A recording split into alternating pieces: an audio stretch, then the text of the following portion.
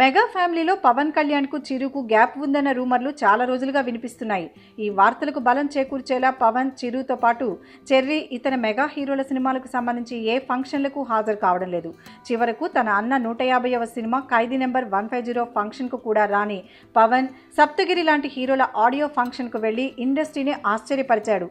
ఇక బాబాయ్ పవన్ వర్సెస్ అబ్బాయి చెర్రీ మధ్య కూడా గ్యాప్ ఉందన్న టాక్ ఉంది.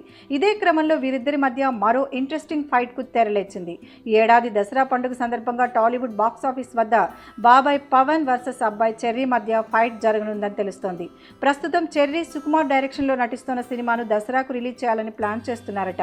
అదే దసరాకు పవన్ త్రివిక్రమ్ కాంబోలో వస్తున్న పొలిటికల్ మూవీ రిలీజ్ కానుందట. బాబాయ్ అబ్బాయి ఒకేసారి వస్తే చెర్రీకి కష్టాలు తప్పవు. మరి ఈ పోరులో బాబాయ్ అబ్బాయిలో ఎవరైనా వెనక్కు తగ్గుతారా లేదా ఇద్దరూ పోటీ పడతారా అన్నది చూడాలి.